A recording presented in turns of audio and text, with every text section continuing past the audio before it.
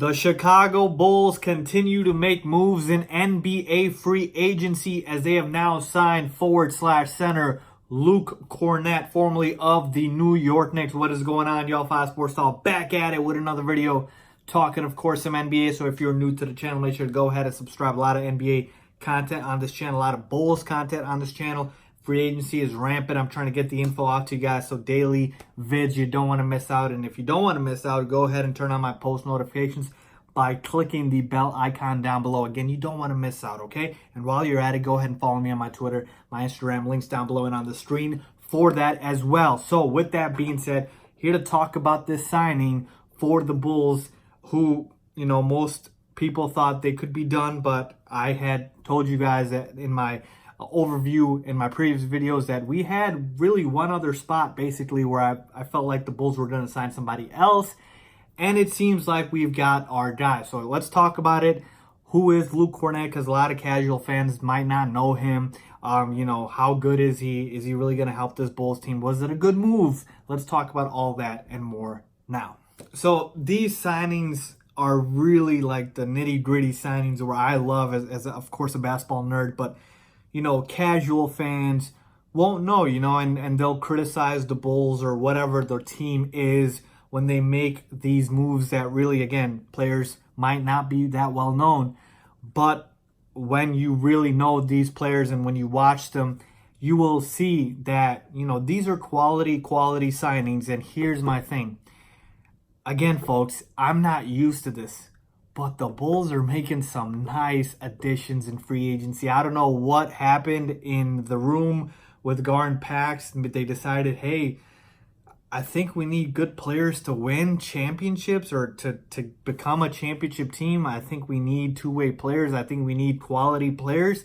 But that's what they've been adding. And I've talked about the other additions, of course, Thaddeus Young, Tomas Satoransky, and now Luke Kornet.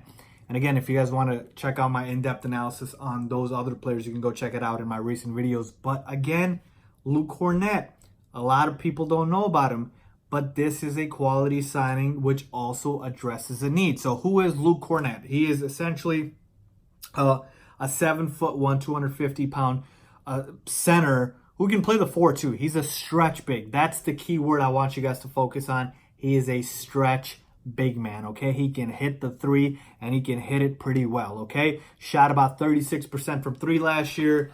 So let's take a look at the board. I want to show you guys who exactly is Luke Kornet. So again, 23 years old, so he's not obviously old. He's not a veteran. But the main takeaway here is 36% from 3 and 68% of his shots were from 3. So this is the part that tells you he's a stretch 4 because he mainly attempts 3-pointers, okay? And in 18 starts last year, he played about 46 games for the Knicks, 7 points and 2.9 rebounds. But I don't want you to focus on the numbers here because this is what casual fans focus on. I want to educate you guys because this is what this channel is about, right? Better analysis, making us smarter, you smarter, me smarter, because I learn things every day, right?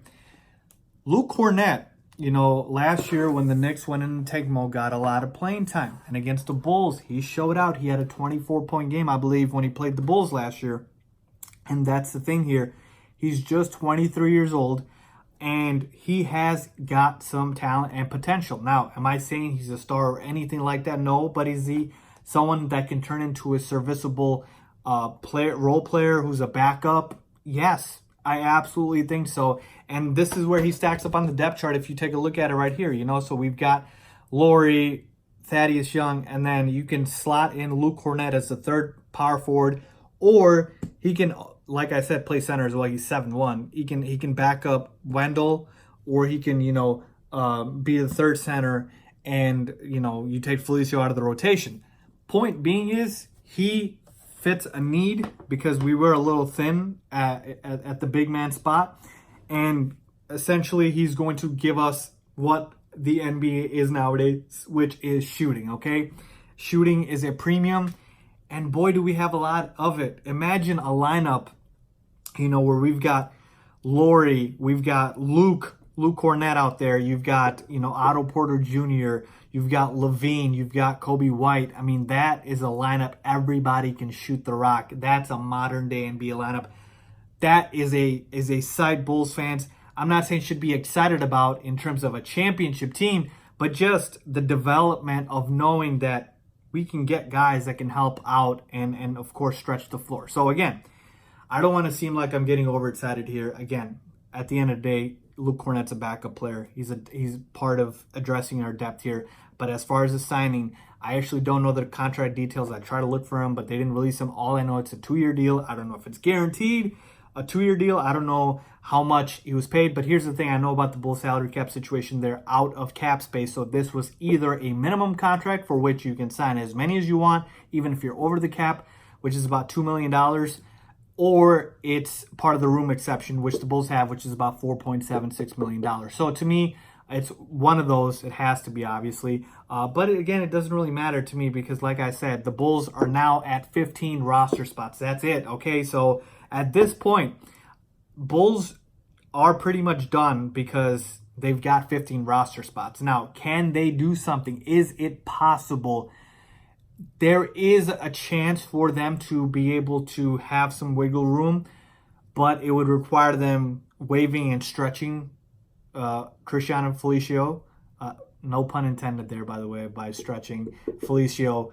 And that would, I think, give them back about $3 million. So they stretch his contract, and that would give them back about $3 million. And so with that, you could clear up cap space. You could always trade Chris Dunn for no salary back, and it would just be picked. So there are avenues for the Bulls to be able to create more cap space. But for the most part, 15 players now on the roster.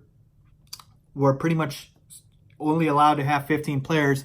He addresses a backup big man slot. He can play the 4. He can play the 5. He's a stretch big. And I like the signing. So that's where I'm at with this, folks. Again, to me, the Bulls have made good quality signings. And I like it, okay? And I do. A lot of fans won't know about it. But again, if you're not sure, that's what I'm here for, of course, right? So ask me questions in the comments down below. Yes, this is a good signing for the Chicago Bulls. Luke Kornet is a good player. He's a two-way player, and he is going to help this team out. So let me know what you guys think. Leave a comment down below if you agree or disagree. As always, thanks for watching.